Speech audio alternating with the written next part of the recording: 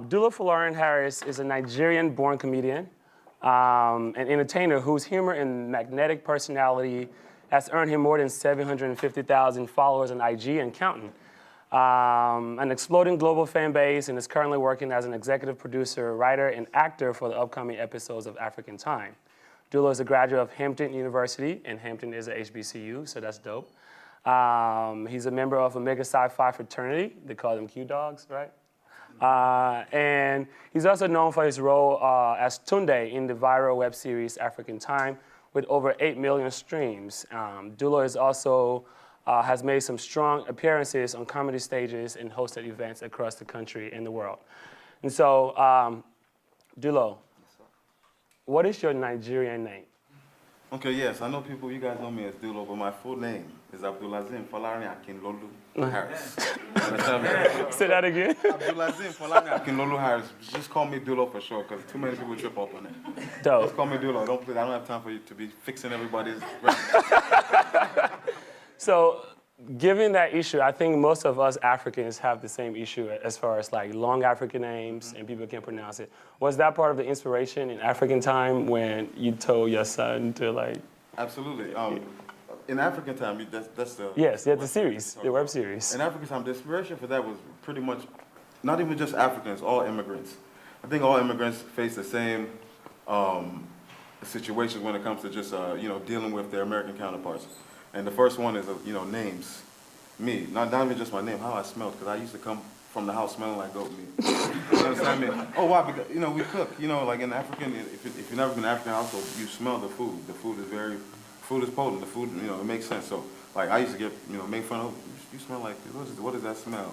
So on and so forth. So, like, but African Booty Scratcher or African Time, the inspiration was really just to tell the story of really not even Africans or Nigerians who were born here, but just Africans in general who have to assimilate to American culture and American norms. Yeah, I can relate to that. I definitely got called an African Booty Scratcher.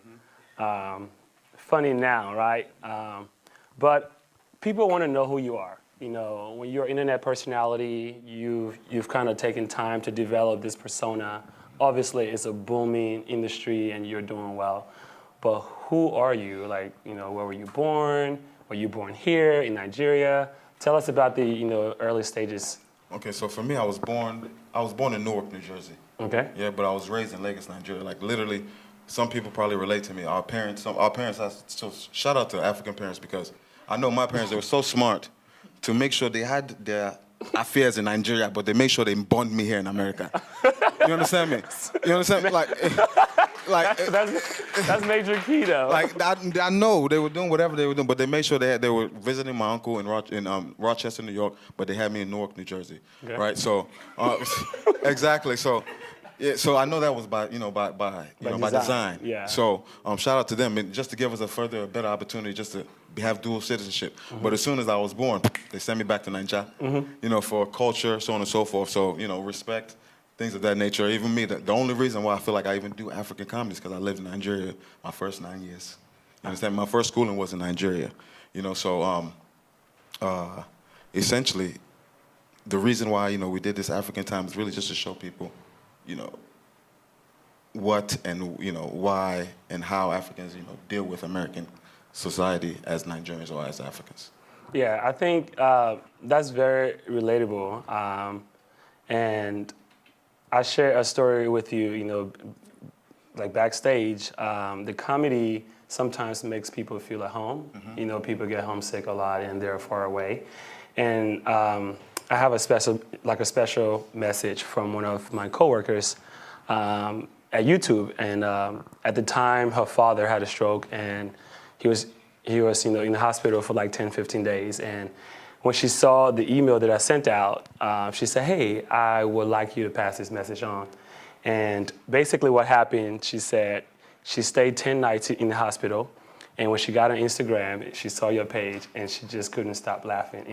In the most dark times of her life, your comedy was able to kind of shine some brightness and bring her some peace and solace. And so tell us about how you feel when you make comedy from an African perspective, and how do you expect that to impact people in the world? For me, when I make comedy, I know it's going to impact people. Like even before I even had even before I even had many followers on Instagram, so I knew whatever I was going to do would impact people. And just to answer your question, with this lady who said that her father had a stroke, I've had multiple people reach out to me and tell me that the things that I put online, the things that I put on the internet, so on and so forth, just help them. And those are I believe those are the reasons why I even do what I do. Because before I even had many followers, I literally had a guy who was a football player. He played in I think St. John's in New York. He was a star football player, and he sent me a message said, I might be committing suicide. This is no joke. Wow. I feel like committing suicide. I went straight to his page. This guy was adored by his little brother. Everyone liked him. He was a star captain of this football team. And he's like, your posts, they just, they put a smile on my face. And that was really, this before I even knew that I had this gift. You understand me? That was the major thing that pushed. I will never forget it. It pushed me forward to continue doing what I'm doing. And like maybe a year after that, he sent me pictures of his graduation. Wow. So I was like, whoa, this is something I need to stick to. I know that, humor. And it's not even that I planned it, trust and believe me. I know it's a gift. I feel like I'm a vessel through God just to do whatever I do for whoever sees it. Not for everybody, but whoever sees what I do, I know it's on purpose and it's for a reason. So when you tell me that, not that I'm not surprised, I'm humbled, but I know my reason for doing what I do on a daily basis. Did you think you'd be here today? No. Listen, No, seriously. Did I think I would be here today? Absolutely not. Because for me, it wasn't planned. I did not plan this.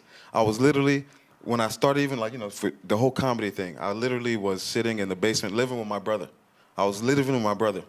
I had a very entry-level job at American University. I was, my position was material specialist. That sounds very fancy. I was stockroom manager. Okay, I was managing stockrooms left and right on the campus. Ladies and gentlemen, you need more light bulbs, I can get you more light bulbs.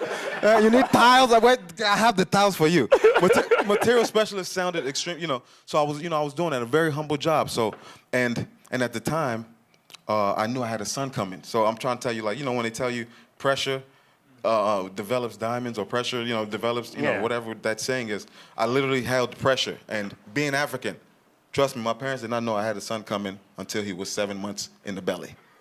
If that makes sense. Like, being African is something like you have this pressure. So I had this pressure to, okay, what am I going to do with my life? All right, so getting these, so I was literally, like I was saying, I was sitting in the basement of my brother's apartment. There was already Twitter there, okay? I had already known that I wanted to do something great, and there's something, I guess you can ask me about Twitter later. But essentially, I just posted one video, not knowing I was going to do anything. It wasn't going to be, just because Instagram had a video now. I posted one video like that, and I didn't even look at Instagram for 2 weeks. Came back 2 weeks later. It was like, where's your next video? Where's your next video? I was like, okay, this might be something. To the point of my cousins were like, hey, do this, and so on and so forth. Long story short, it just snowballed. And now I'm here. So no, I did not think I would be here today. And I think we can all relate to that story. Most of us at Google, when you look around the room, you see people from different parts of the world. I know I myself, just a little anecdote, grew up as a refugee kid for 13 years at Google. 15 years later, after moving to the U.S., that was not a possibility that I could imagine. But one cool thing that happened, his first tweet was in 2011, and it was Hakuna Matata. It means, don't worry, everything is going to be all right. And so when you think about what technology has done for your career, how are you thinking about creating, new content, and what platforms, medium, and how do you see the intersection of technology with your work, and how is it helping you? Technology, I wouldn't be here if it wasn't for technology. Like you said, my first tweet was in 2011. I graduated college in 2010, where everybody in school was using Twitter. I had no reason in my mind. It was like, why do I need to be tweeting my thoughts? And people, little people, oh, we're going to the cafeteria. The ice cream sorbet is delicious today. I had no, this is what people were tweeting, so I had no desire to tweet these things. Then I graduated. Shortly after I graduated, I was expecting my son, and which is in 2011, where you see that I tweeted Hakuna Matata, and I promise you, you reminded me that was my first tweet, and I can already put myself there. I was thinking about, okay, you got this child coming. You're going to be okay. Everything's going to be fine. I can promise you that's what I was thinking. So with that being said, that was my first tweet. And with Twitter, brother, technology, I knew that okay, I went to small school in Hampton University, 2,500 people, that's it. And I knew that, if you want to be something great, or if you want to be wealthy in any way, right, especially financially, if you want to be wealthy, you have to either be born in it, someone has to dash you the money, which means give you the money. For people who don't know what dash means, Nigeria means to dash, not to run away. But, someone has to give you the money, or you have to work for it. You have to be an athlete, a singer, you have to have a talent, right? Or, you just have to have a lot of people know what you do, because if you sell sand, if a lot of people know that you sell sand, you'll make a lot of money. If you sell water, a lot of people know you sell water, you'll make a lot of money. If you sell anything, right? And for me, I did not know what I was going to sell. But I knew that, okay, whenever I have this idea that I'm going to sell something, people must be able to they must be able to drink whatever I'm serving. So with Twitter, I literally I tweeted Hakuna Matata, I believe, like you said. And I literally, for me, I started to, I knew that even my school with 2,500 people, that's not enough people to be great. 2,500. If everybody on my school was to follow me or to know what I did on the grand scale, that's not even enough. 2,500 people, that's nothing. So I said to myself, all these people were tweeting. I was like, okay, the best way to have followers is to follow somebody. The best way to get a subscriber is to ask them if you want to subscribe. East Bay. Back in the day, they used to send, do you want to subscribe to our thing? Do you want to subscribe? Do you want to subscribe? Do you want to subscribe? People will say no, but I know at least one person out of 100 said yes. So when it comes to Twitter, ladies and gentlemen, I went on Twitter and I subscribed to a lot of people. People who I feel like will be interested in what I did. In no time, I had people who were subscribing to me just because I was subscribing to them. In no time, I felt like I jailbroke. Yes, I jailbroke Twitter, and this is a secret, not even a secret, but this is how. You're going to ask me, how did I even get my jump start on social media? I literally, ladies and gentlemen, I followed so many people where Twitter locked me out. They locked me out from following people, right? But the blessing was the people who decided, oh, he might be interested enough to follow, they were still following me, if that makes sense. So I jailbroke it essentially where my following ratio was going beyond the people who I was following, ladies and gentlemen, because of Twitter was like, okay, you can't follow nobody else. But these people were still following me.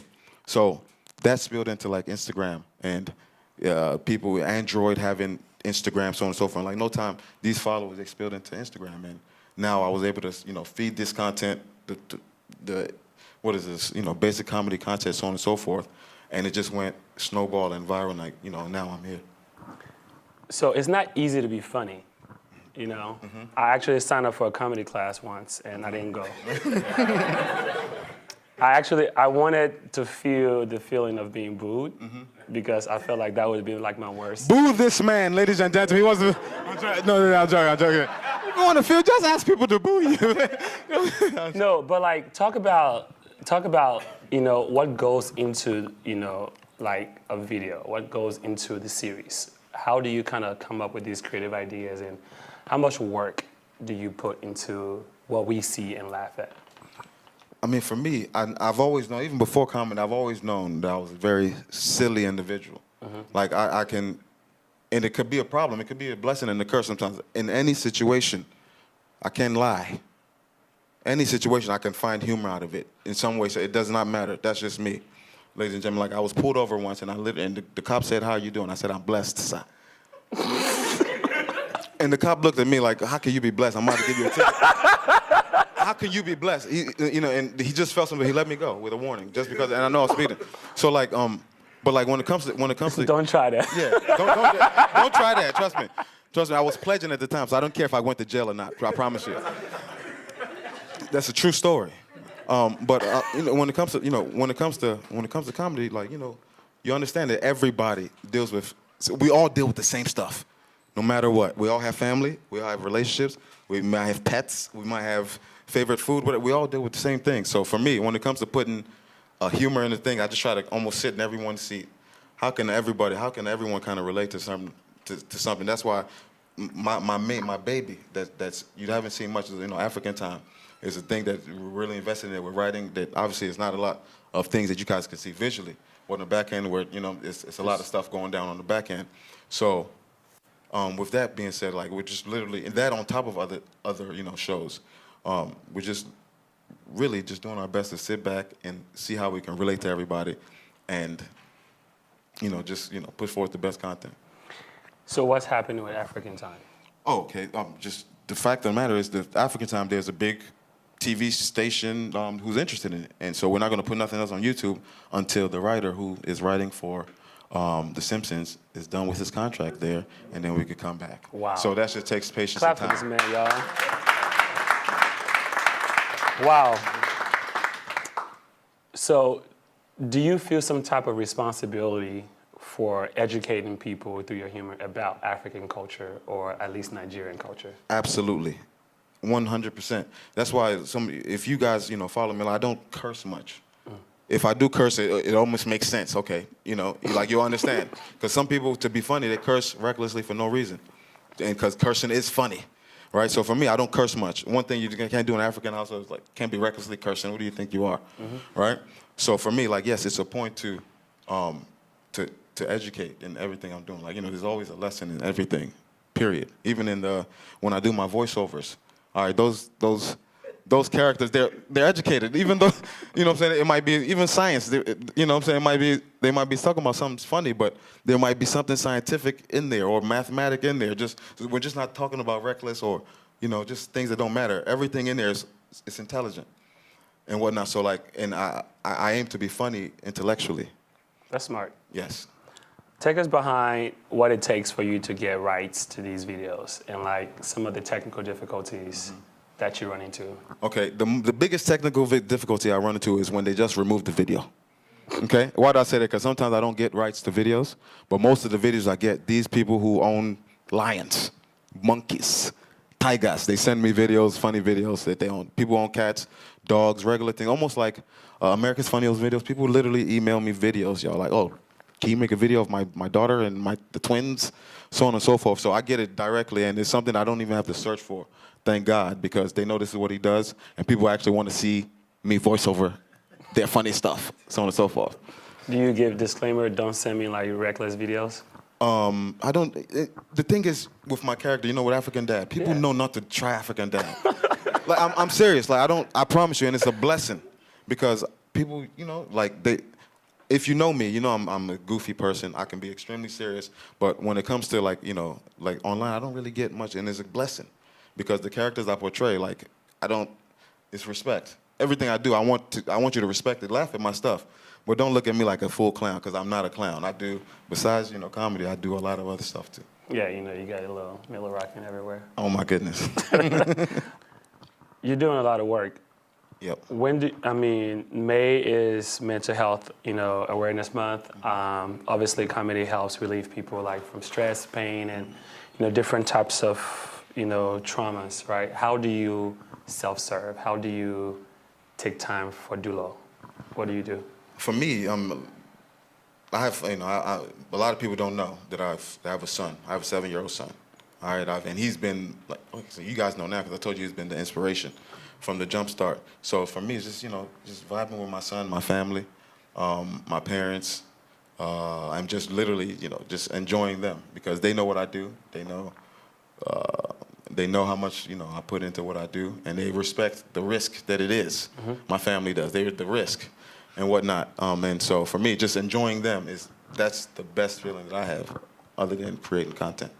So you're successful. And there are roads ahead that you can, mountains ahead that you might climb and just keep growing, keep becoming more.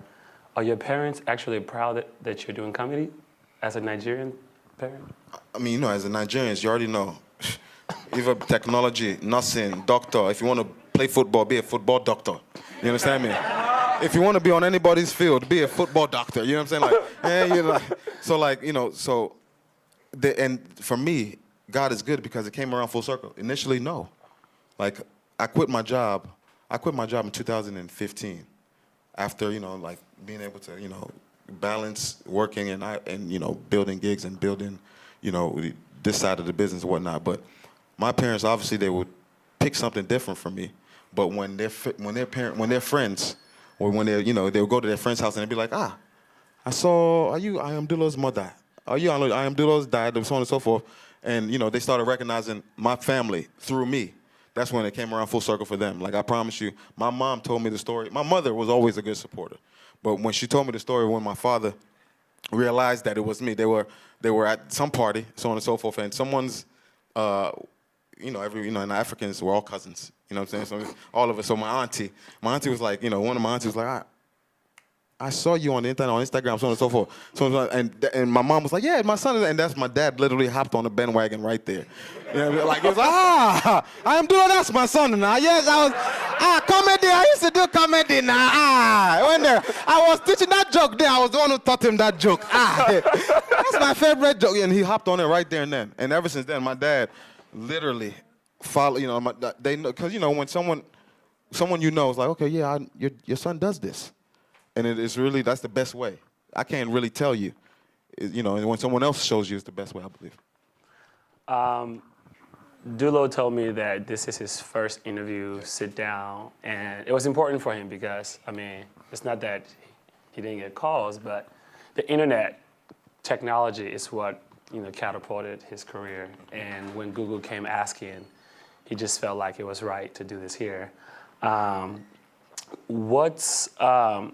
What's something that, as a technology company, Google or Africans working at a technology company, what's something that we could do to help uplift the voices of young creators or African creators? I think you guys are on the path. Because for one thing, what I would say, I'm not sure if this is your second annual? Is this the second? Third. This is the third. Third, yeah. As you can see, we're baby stepping it now. This is the third annual. So what can we do? Yeah, I think we're on the path to doing what you guys want to do. Or, we're on the path, because I feel like next year will be something grander. The next year will be something grander. The fact that this is only the third year means, we're on baby steps here. Yeah, we're going somewhere. So it's just to stay steadfast and to be consistent in what we're doing. Make sure we do this again next year with another influencer or someone else who inspires, so on and so forth. Because when I leave here, or once this is all captivated in 2 weeks, I'm going to share it with the world. And I'm sure some influencers are going to, hey, how do I get into there? And they will be reaching out to come in and send them our way. And that's something that's what this will do. It's going to promote that, and that's what we do. Awesome. He's a 1/4% Liberian, right? And 25%. Quarter. And he's excited. He jumped across the room just to hug me. You guys have to understand, it's kind of like, being the only black person. It's like I'm always the only Liberian, right? So, I had to jump on that bandwagon. And Iota, yeah. So let's talk about Jollof. Okay. Record this. Let's talk about Jollof. Okay. What's your take on the state of Jollof? Okay. In West Africa. In West Africa. Yeah. Okay. The most Nigerian answer. Oh no, I'm not. The thing is, I'm going to throw you guys off. The fact about Jollof is, we all know, if you're smart, anyone who's educated, anyone who's smart enough or who has any type of sense, you know that Jollof originated in Senegal. Facts. Right? Any Senegalese in the building? You from Senegal? Yeah, back there. Okay. All right, respect to the Senegalese. See how, exactly. So Jollof originated there. Okay, similarly to how flight originated in North Carolina. Okay? Yeah, I didn't know that. Okay. Didn't know that. All right. Yes. It was like what? Flight, Huh? like the plane. Listen. The first airplane was the first airplane. They're the ones who took the first in flight, North Carolina. All right, but they're not the ones who perfected the Boeing jets. You understand? So Senegal, you guys just started the thing. You just started it, okay? Nigeria, we are the ones who perfected flight. Understand me? Okay. That's just, there was never, just to break that down, yes. So Senegal, you guys factored it. You have some people who practice, so on and so forth, who had the summa cum magna cum of jollof rice. You understand me? Okay? So like jollof, okay, so for you guys to even understand, so you know how there's what's it called? Bing, there's Yahoo, and there's Google. We're at the Google of jollof rice. Just for you to get it, just for y'all. Okay, we're the Google. Okay, we're the search engine. We're the Google of. You're just going in. Continue to go, but let's. Oh man. You wish you didn't ask that question. No. We actually had a Jollof event 2 weeks ago, and it was. The Nigerians from there. The Nigerians won, but it wasn't the fair ratio. But to be fair, Nigerians, Ghanaians, anybody who's in the building, I have Nigerian aunties who can't cook. You from certain. It depends on who cooks it. Let's be, all jokes aside, it depends on who cooks Please, it, man. all Come of on them now. aside. All jokes aside, it depends on who cooks. I have aunties who can't cook worth crap. Okay? And then I'm sure you have people who can't cook, so it depends on who cooks it.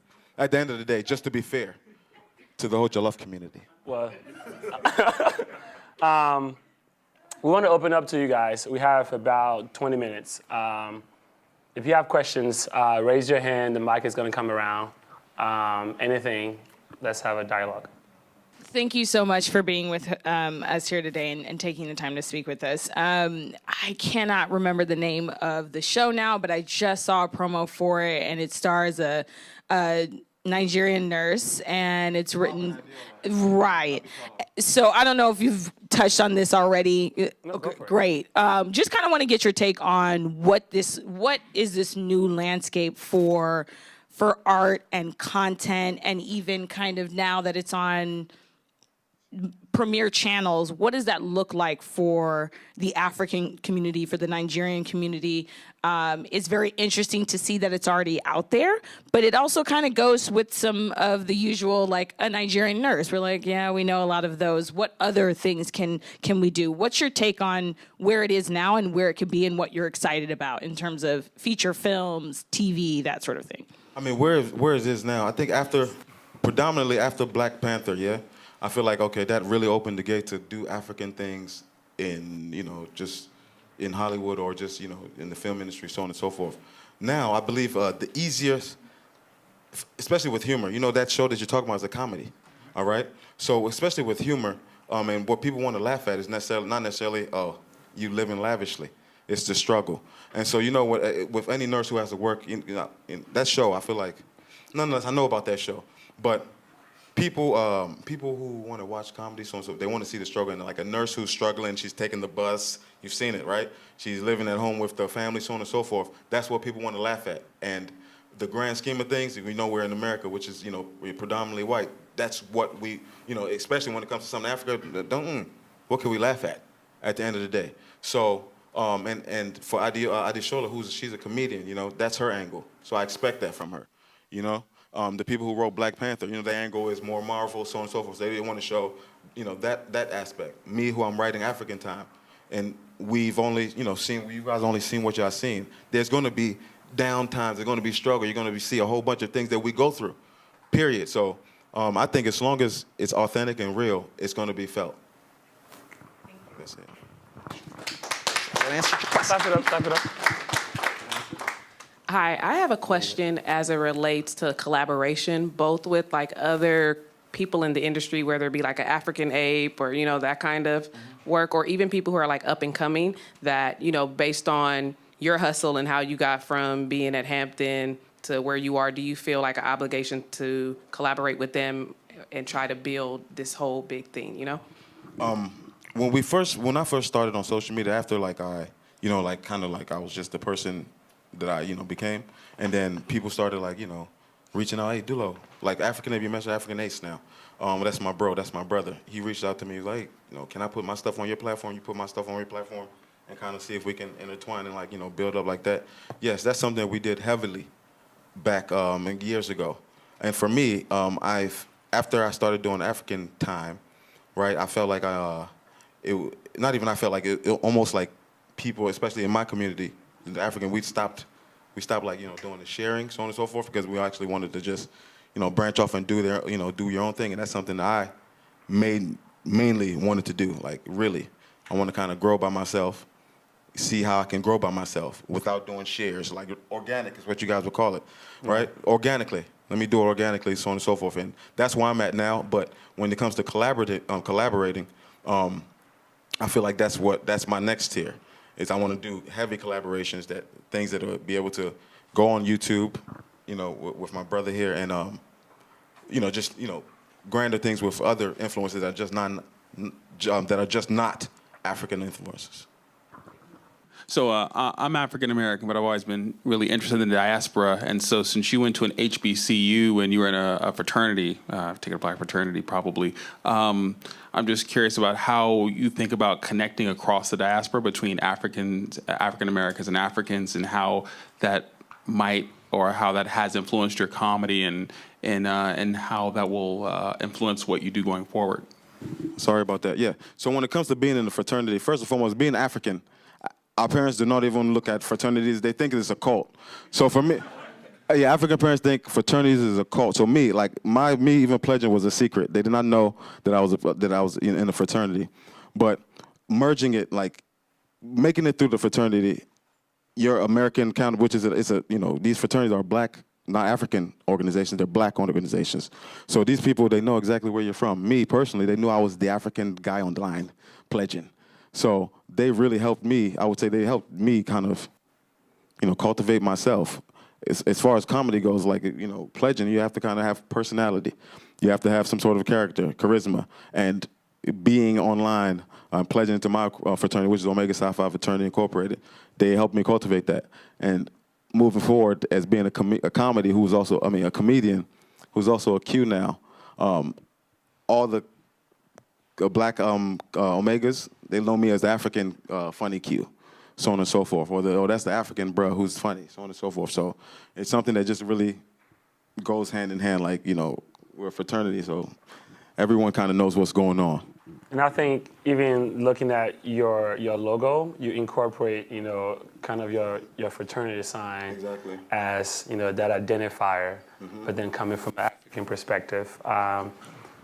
With the Nigerian flag in the back. Yeah, exactly. with the Nigerian flag in the back. And I think we all have a responsibility, to your question, to bridge culture, right? Because I remember when I grew up in Oklahoma, right, of all places. I went to school, an all-black school, and the black kids, were like, I'm a foreign person. I was like, yo, this is crazy. But looking back 10, 13 years ago to where we are now with the internet and access and information and Afro beats and people on the other side of the diaspora seeing like, Africa is just not about the booty scratcher. Mm-hmm. Africa is just not about the lion, tigers, and bears. It's actually about dopeness, right? Culture. And so now it's just like, even some Africans that, for a longer time didn't want to like lean into the Africanness or like, kind of like, being steadfast. And even, African American that wanted to pull further away from it are now leaning in. So I think the more we're able to kind of like showcase that we're intelligent, smart, funny, husbands, wives, brothers, sisters to each other, the more that connection, kind of gets stronger. And even now, like a lot of people are very curious. I saw, and speaking of like, I think I touched on Black Panther.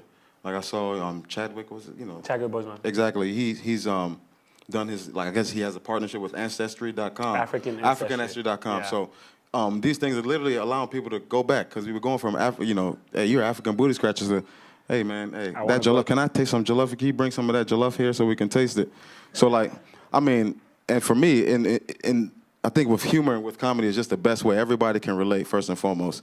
And with comedy, everybody, like it doesn't matter if you're African, you could be Indian, you could be Asian, you could be Hispanic.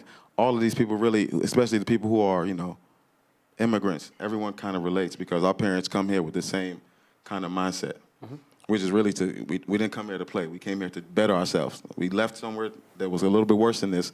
This is a better place. Now let's project. Let's elevate. Stanley. So you've been doing comedy for years, but you said you didn't leave your job until 2015. Yes. How did you know you were ready at that point? And what's your advice to someone who may be at a similar juncture or earlier in high school or college and is getting that pressure from their family to be a doctor, lawyer, or engineer? Because I have friends who have gone to great schools, have gotten mechanical engineering degrees, gotten MBAs, and then 6 years into their degree, their career, they leave and become a singer or a rapper. So what's your advice there? I mean, my advice is to wait until you feel right. And the number one advice is really to go with your gut and go with your feeling. For me, I was blessed enough to actually already been in the motion of what I'm doing before I left my job. I was able to kind of like, I was working in accounting, so I had my screen, I was still doing my thing, really just doing whatever I had to do while I was at work. So, my trigger, I knew that I could leave my job was when I knew I could leave my job, I had a gig at University of Pennsylvania, at Penn State University, to host, it's called something that they call Apollo Night. And they offered me $5,000 to do this Apollo Night, okay? I was making, what, $1,400 in 2 weeks, You understand me? So like it was easy for me to kind of translate and know like, okay, I'm kind of onto something here. And I talked to my boss as well. My boss told me a story about Bernie Mac. Bernie Mac did Apollo years ago, right? I mean, obviously, rest his soul. Bernie Mac did Apollo. He made $5,000, and that's when he quit his job. Same exact story. So, and my boss is the one who told me. He said, "I think it's time for you to leave." My boss. We cut cake and everything when I left. So it was a celebration when I left because they had already known that, all right, this guy is something. Like I'd already done gigs at my school that I was working at before I quit, if that makes sense. So like it was a blessing. I made sure I didn't like just leap out there and jump out there unknowingly. Just kind of make sure that you have something aligned if you're not willing to, take the full risk. And I think, yeah.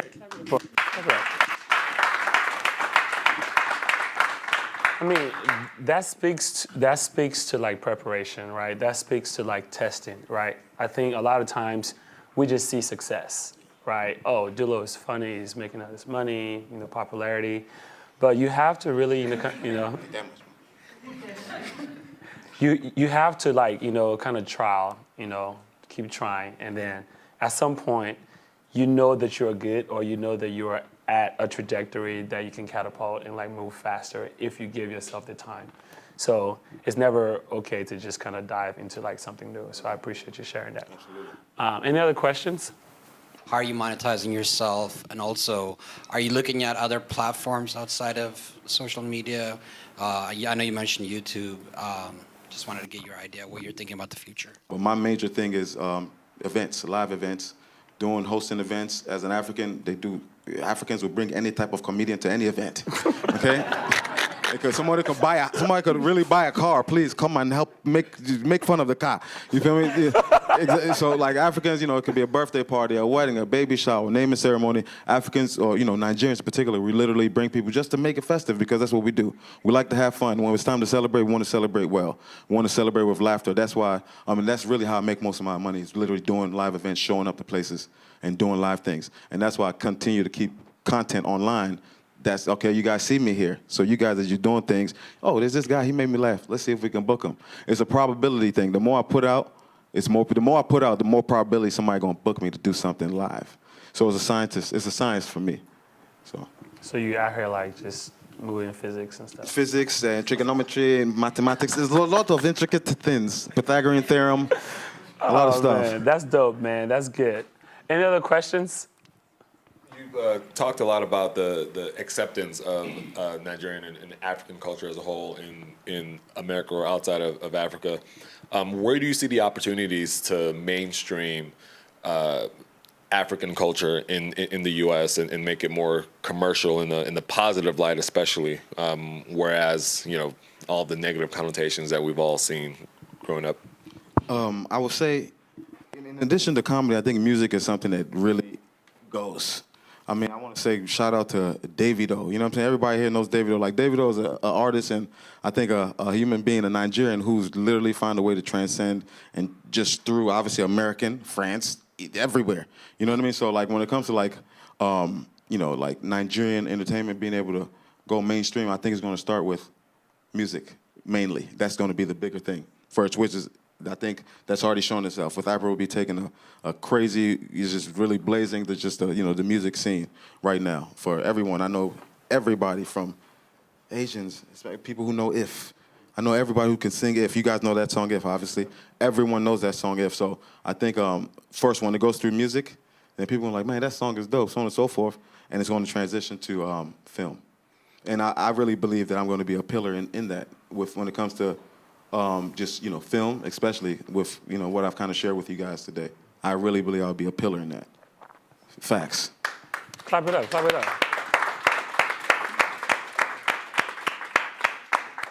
up. We're almost done, but I want to bring you back here, right? Like, what are some things that you are most afraid of moving forward?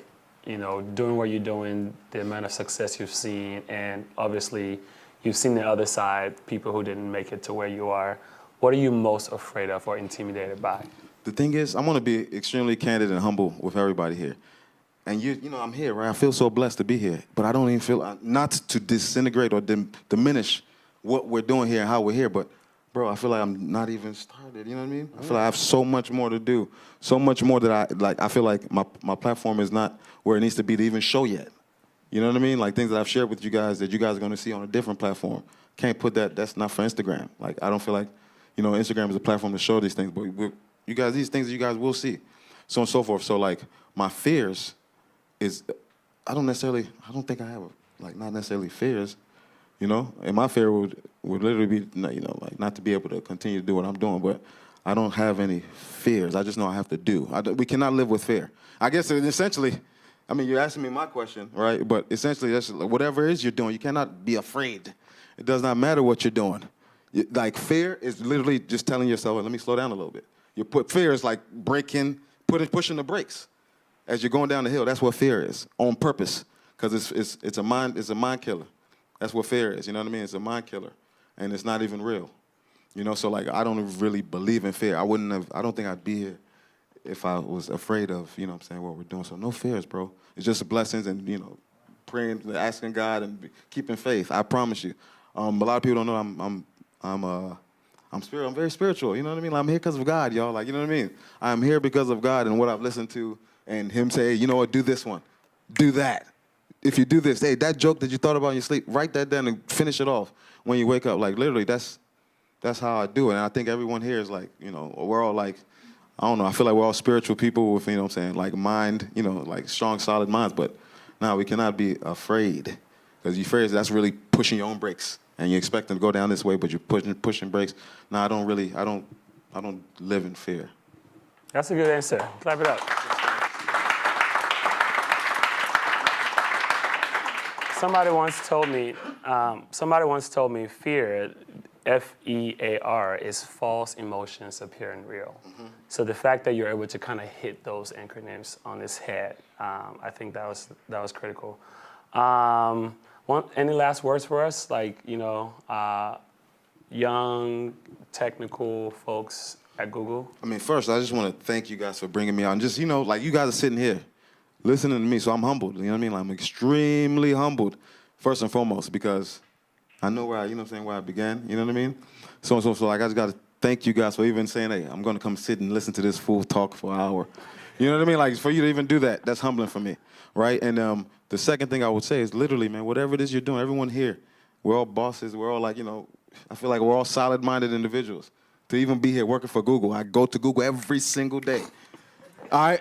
Every day I go to Google, I promise you, for one thing or the other. If it's directions, it's for anything. You know what I mean? Anything. I go to Google. So like I'm sitting here with, my African brothers and sisters and, everyone else who's here too. We're all African at the end of the day. Let's not even forget that. We're all African. We're all African at the end of the day, so in case someone never told you that. In case they never told, we're all, so like with that being said, like, just thank you guys for even bringing me out and whatever it is. I mean, thank you for asking me that question. Whatever it is you want to do, don't have fear in it. Because that's like an invisible brake that you're putting on that idea. Because once God gives you an idea here, to be afraid of that idea is like, why would you question what I've given you, my brother or sister? That idea, God gave it to you. How can you question it? Nah, so that's not, no. So just let's not live in fear and let's just, live in faith. Well, give it up for Dulo, everybody.